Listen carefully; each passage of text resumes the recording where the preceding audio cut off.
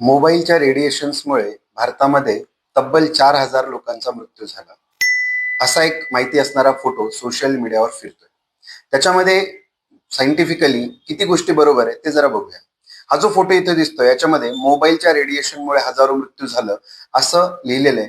परंतु world health organisation किंवा मग इंडियन काउन्सिल ऑफ मेडिकल रिसर्चनी अशी कोणतीही आकडेवारी जाहीर केलेली नाही. दुसरी गोष्ट या फोटोमध्ये आपल्याला ही दिसतीये की 5G मुळे जास्त मृत्यू होतात, कारण सध्या 5G चालू आहे. परंतु संशोधनानुसार 5G किंवा मोबाईल नेटवर्क मधील रेडिओ वेव्स या नॉन आयोनायझिंग रेडिएशन्स असतात. त्यामध्ये एक्सरे किंवा गॅमा रेज या किरणांसारखे कॅन्सर निर्माण करणारे कोणते प्रकार येत नाही.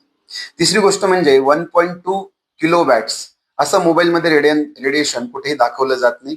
फोनची मर्यादा ही सार व्हॅल्यू म्हणजे स्पेसिफिक ऍब्सॉर्प्शन रेटमध्ये मोजली जाते. भारतामध्ये सार लिमिट ही 1.6 वॅट पर केजी अशी आहे, किलोवॅट नाही. तिसरी गोष्ट की ह्या 0 नंबरवर गेल्यानंतर आपण रेडिएशन मोजू शकतो असं आपल्याला सांगितलंय, परंतु अशी कोणतीही अधिकृत माहिती कुठेही सापडत नाही. तरीही सेफ प्रॅक्टिस म्हणून आपण काय करू शकतो, तर मोबाईल उशीखाली ठेवू नका. नक्कीच त्या रेडिएशनचा परिणाम होतो, परंतु एवढा नाही.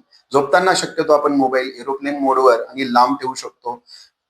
जेव्हा आपल्याला काही ऐकायचंय तेव्हा आपण इयरफोन्स कमी प्रमाणामध्ये वापरू शकतो. मोबाईल जवळ ठेवून झोपल्याने खरंच धोका होत आहे का, तर असं बिलकुल नाही. फक्त त्याचं प्रमाण आपण ठरवून घेतलं पाहिजे आणि योग्य प्रमाणातच त्याचा वापर झाला पाहिजे.